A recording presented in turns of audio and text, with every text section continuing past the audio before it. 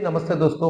Market minds के YouTube channel पे आपका स्वागत है। मैं लोकेश आज आपके लिए नया वीडियो लेके आया हूँ। आज के वीडियो में हम सीखेंगे कि किसी बैंक का फंडामेंटल एनालिसिस कैसे कर सकते हैं और आप किसी बैंक को अपने लिए कैसे सेलेक्ट कर सकते हैं।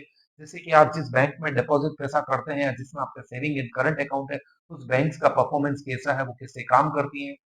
इन सब चीजों के बारे में इन डेप्थ इस वीडियो में सीखेंगे। मैं ये वीडियो मुझे एक्सपेक्ट है कि ये 15 से 20 मिनट का वीडियो हो सकता है। आप वीडियो को स्टार्ट से एंड तक देखिए ताकि किसी बैंकिंग स्टॉक को आप अपने लिए जब सेलेक्ट कर रहे हैं, अपने पोर्टफोलियो में ऐड कर रहे हैं, तो आपको ये एनालिसिस करना आसानी से समझ में आ जाए कि आप जिस बैंक को सेलेक्ट कर रहे हैं, वो बैंक आपके लिए अच्छा है, कि उस बैंक का परफॉर्मेंस आपके लिए अच्छा है या नहीं। तो लेट्स से हम एग्जांपल से स्टार्ट करते हैं और हम हमारी स्क्रीन पे ले आते हैं कोटक महिंद्रा बैंक। हमारा सबसे पहला पॉइंट है किसी भी बैंक को एनालिसिस करने के लिए, वो है Kasa ratio. Current and saving account का जो रेशियो होता है उसे कासा रेशियो कहते हैं, कि किसी बैंक के पास कितने करंट अकाउंट है और कितने सेविंग अकाउंट है। कासा रेशियो का बेनिफिट ये है कि किसी बैंक के पास जितने ज्यादा करंट और सेविंग अकाउंट है, एक्चुअली होता है कि करंट अकाउंट में बैंक को 0 इंटरेस्ट देना पड़ता है, जबकि सेविंग अकाउंट में बैंक को 1 और 2% का या 3% का मैक्स इंटरेस्ट देना पड़ता है। और जब बैंक के पास जो उन अकाउंट्स में डिपॉजिट पैसा होता है, उन पैसे को बैंक से वो जब मार्केट में डिस्ट्रीब्यूट करती है, लोन के तौर पे लोगों में बांटती है, बिजनेसेस को बांटती है, तो वो 8%, 9%, 10%, 11 और 12% के इस इंटरेस्ट को पब्लिक में डिस्ट्रीब्यूट या लोन के तौर पे देती है। तो इससे क्या होता है कि बैंक ज्यादा ब्याज पे पैसा देती है और कम ब्याज पे पैसा मिलता है। तो इस किसी बैंक का कासा रेशियो जितना ज्यादा अच्छा है, उतना अच्छा है उस बैंक के परफॉर्मेंस के लिए, उसके आगे के मार्जिन को बढ़ाने के लिए, बैंक के अपने रेवेन्यू को बढ़ाने के लिए। जैसे हम कोटक महिंद्रा की बात करें तो उनका कासा रेशियो 52.83 का है। यस बैंक की बात एक्सिस बैंक की बात करते हैं, इनका कासा रेशियो 47.16 का है। यस बैंक की बात करते हैं, इनका कासा रेशियो 30.76 का। इनका कासा रेशियो थोड़ा सा खराब है क्योंकि पिछले कुछ समय में यस बैंक के साथ कुछ प्रॉब्लम्स चल रहे हैं और जिसके कारण यस बैंक का कासा रेशियो भी खराब हुआ है। नेक्स्ट हमारा जो पॉइंट है वो है एनपीए। एनपीए का मतलब होता है non performing asset. It means कि बैंक ने अपने total CASA, current and saving account में जितना पैसा डिपॉजिट था, उनमें से जो लोन पब्लिक में बांटा है, उसमें से कितना पैसा उसने बांटा और उसके पास वापस नहीं आ रहा है, या फिर उसका पैसा बैड डेट में चला गया है कि लोन उसने पब्लिक को दिया या कंपनीज को दिया या बिजनेसेस को दिया, लेकिन वहां से उसका पैसा वापस नहीं आ रहा है, या तो वो बिजनेसेस डूब गए जो उसका पैसा वापस नहीं कर रहे, या वो पब्लिक में जो पैसा गया है वो पैसा बैंक के पास समय पे वापस नहीं आ रहा है, वो होता है नेट एनपीए। किसी भी बैंक का एनालिसिस करने के लिए आपको बैंक का नेट एनपीए देखना बहुत इंपॉर्टेंट है। यहाँ पे एचडीएफसी के केस में जब हम बात करते हैं तो इनका 5 साल का नेट एनपीए 0.35% है, 3 साल का 0.33% है और 1 साल का 0.27% है। जब हम कासा की बात कर रहे थे तो कासा रेशियो जितना हायर हो उतना बेटर है, बट जब हम किसी बैंक के एनपीए की बात करते हैं तो एनपीए जितना कम है उतना उस बैंक के लिए अच्छा है। अब एचडीएफसी का एनपीए तो बहुत अच्छा है, इनका एनपीए 0.27%, 0.33, इट मीन 0.50 से भी कम है, एएक्स से भी इनका एनपीए कम है। लेकिन जब हम पंजाब नेशनल बैंक के एनपीए की बात करते हैं तो इनका एनपीए 2.272%, 4.42%, 3 साल का, 5 साल का 5.12%। इट मीन कि इनका एनपीए का जो बैलेंस बुक है वो बहुत खराब है। यस बैंक की बात करते हैं, जब इनके रेशियोज को देखते हैं तो इनके एनपीए भी 1 साल का 0.83% है, 3 साल का 3.75% है और 5 साल का 3.63% है।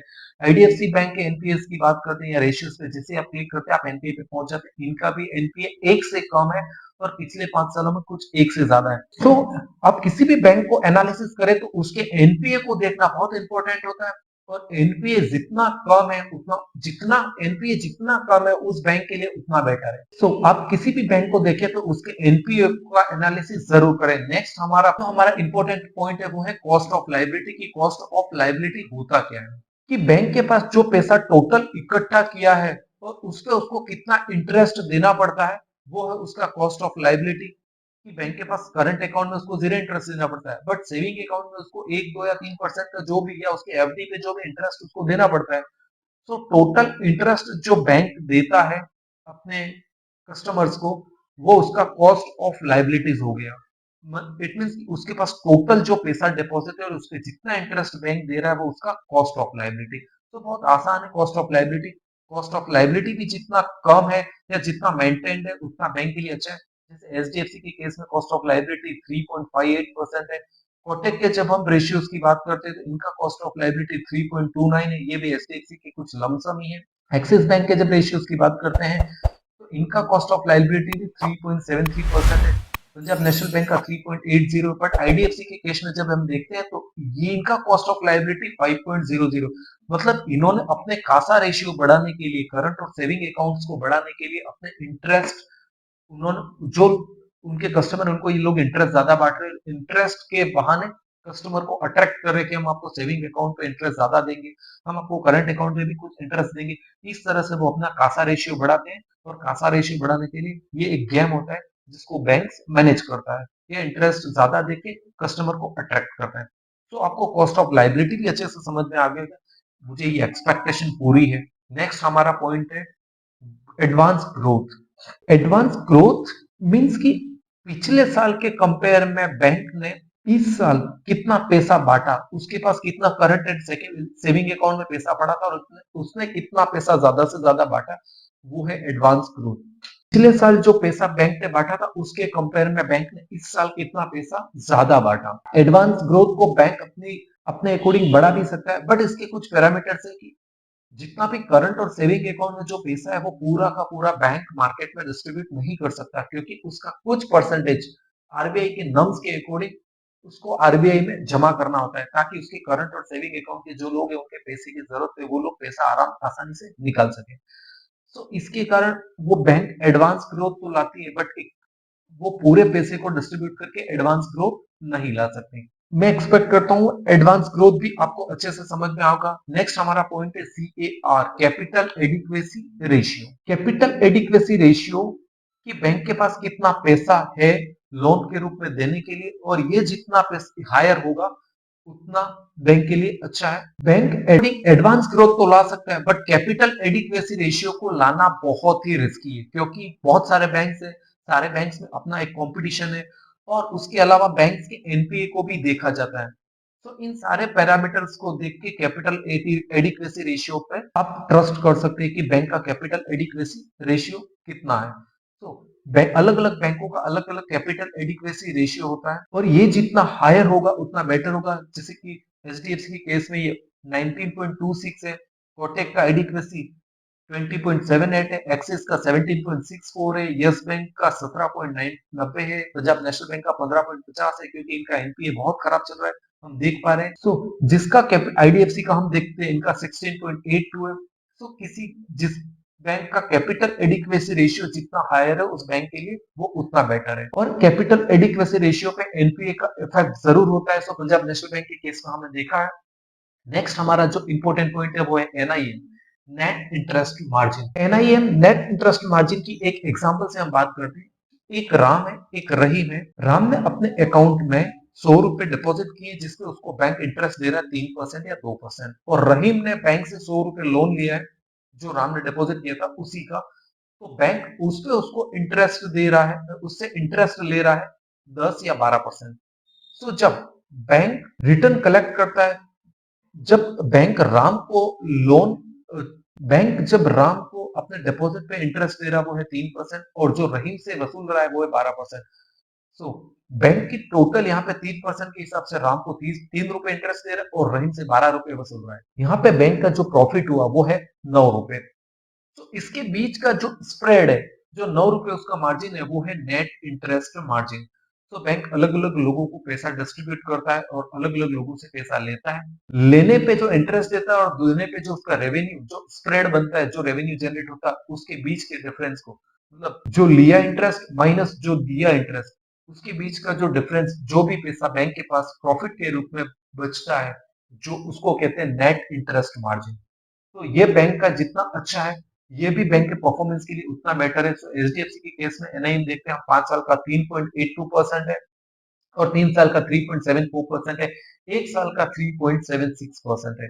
नेट इंटरेस्ट मार्जिन में आशा करता हूं आपको अच्छे से समझ में आ गया होगा। नेक्स्ट हमारा पॉइंट है रिटर्न ऑन एसेट। बैंक के पास जो रिटर्न ऑन एसेट एक्चुअल होता क्या है कि बैंक के पास जितना पैसा डिपॉजिट है वो उसका एसेट हो गया, और बैंक ने जितना सॉरी रिटर्न नेक्स्ट हमारा पॉइंट है रिटर्न ऑन एसेट, कि बैंक ने जितना पैसा लोन के तौर पे दिया है वो उसका एसेट हो गया, और जितना पैसा बैंक के पास डिपॉजिट है कस्टमर्स का, वो उसकी लायबिलिटीज है। सो बैंक का कितना एसेट से रिटर्न अच्छा है या उससे एक्सपेक्ट किया जा सकता है, वो है रिटर्न ऑन एसेट। जब अगर हम किसी बैंक की बात करते हैं, तो अगर बैंक का 1% से 1% या एक से ज्यादा रिटर्न ऑन एसेट है, या 2% या दो के आसपास का रिटर्न ऑन एसेट है, तो वो बैंक्स के लिए बहुत अच्छा है। बट मिनिमम किसी बैंक का रिटर्न ऑन एसेट एक से ज्यादा होना बहुत इंपॉर्टेंट है अगर आप किसी बैंक का सिलेक्शन करते हैं तो। यहाँ पे एचडीएफसी के केस में रिटर्न ऑन एसेट 1.95 का है, आईडीएफसी के केस में रिटर्न ऑन एसेट 1.13 का है 1 ईयर का, और 5 साल का माइनस 0.33 का है। इट मींस कि 5 साल का इसका आरओए का परफॉर्मेंस खराब है। पंजाब नेशनल बैंक का 1.18 का, इनका भी परफॉर्मेंस खराब है। यस बैंक का भी परफॉर्मेंस -1.07% परसेंट था पिछले 5 साल का। यहाँ एक्सिस बैंक की बात करते हैं, इनका रिटर्न ऑन एसेट 0.77 का है, और कोटेक का रिटर्न ऑन एसेट 2.38 का। इट मींस कि कोटेक का आज की डेट में जो रिटर्न ऑन एसेट है पिछले 1 साल का, वो भी बहुत बेस्ट है, और 5 साल का भी बहुत अच्छा है। इट मींस ये मेरा रिकमेंडेशन नहीं है कि आप कोटेक को आंख बंद करके खरीद लें। आप इसके बारे में और एनालिसिस करें, आप इनके पीयर्स का कंपैरिजन करें, आप सारी बैंक के प्रेजेंटेशंस को देखें, तो रिटर्न ऑन एसेट तो आपको अच्छे से समझ में आ गया। आप बैंक के बारे में और ज्यादा फर्दर एनालिसिस करते हैं कि इनके पास कासा रेशियो का परसेंटेज कितना है, इनके पास इन अकाउंट्स में कितना पैसा डिपॉजिट रहता है, इनके पास एफडी के रूप में कितना पैसा डिपॉजिट है, आरडी के रूप में कितना पैसा डिपॉजिट है, और इनके पास कितना इंटरेस्ट आ रहा है, कितना इंटरेस्ट इनको देना पड़ रहा है, इनके पास कितने क्रेडिट कार्ड है, इनकी क्रेडिट कार्ड से कितनी कमाई हो रही है। इन सारी चीजों को अगर आप इन डेप्थ पढ़ना चाहते हैं, तो आप इनके प्रेजेंटेशन सेक्शन पे जाके, और करंट का जो प्रेजेंटेशन इनका आया होगा इस करंट फाइनेंशियल ईयर का, उस प्रेजेंटेशन की हेल्प से आप इन बैंक्स के रेशियोज को देख सकते हैं। बैंक ने यहाँ पे आपको स्टैंड अलोन हाईलाइट में इस प्रेजेंटेशन में सारे रेशियोज बताएं। नेट इंटरेस्ट इनकम किस तरह से है, कैसे इनका डिस्ट्रीब्यूशन है, कैसे इनके सेविंग्स और करंट अकाउंट है, उन करंट और सेविंग अकाउंट्स के परफॉर्मेंस कैसे हैं। यहाँ जैसे इनके कासा, ये डिपॉजिट्स में हम देखते हैं कि इनके कासा, करंट अकाउंट और सेविंग अकाउंट से कितना रेवेन्यू इनको जनरेट होता है, जो इस साल के परफॉर्मेंस के हिसाब से है, और इनके डिपॉजिट में कितना पैसा पड़ा है, इनको क्रेडिट कार्ड से कितना इंटरेस्ट आ रहा है। ये सारी चीजें एचडीएफसी बैंक ने अपने प्रेजेंटेशन में एक्सप्लेन करके रखी है। दोस्तों, इसके अलावा भी जो रेशियो हमने पहले डिस्कस किए हैं कि market cap, number of shares, PE ratio, PB ratio, face value, dividend, इन सारे आरओई, आरओसी, इन सारी पैरामीटर्स को भी आपको बैंक एनालिसिस करने के लिए देखना आवश्यक है। इन सारे रेशियोज को हमने स्टेप बाय स्टेप क्लास 1 से लगा के क्लास 7 तक सारा पढ़ लिया है। तो जब आप किसी बैंक को एनालिसिस करें, तो उन जो क्लास 1 से लगा के 7 तक जो हमने पढ़ा है, उन पैरामीटर्स को देख के भी बैंकों को एनालिसिस करें, ना कि आज की वीडियो में जो हमने पढ़ा उसी के बेस पे किसी बैंक का एनालिसिस करें। तो दोस्तों, मैं आशा करता हूँ आपको आज का वीडियो समझ में आया होगा। आप इस वीडियो को 2 बार देखिए ताकि आपको बैंक का फंडामेंटल एनालिसिस करना अच्छे से समझ में आ जाए। मैं आशा करता हूँ वीडियो पूरा समझ में आया होगा। आज का वीडियो यहीं खत्म करते हैं। वीडियो को लाइक, शेयर एंड सब्सक्राइब जरूर करें। मैं आशा करता हूँ आपको वीडियो पसंद आया होगा। धन्यवाद। जय हिंद साथियों।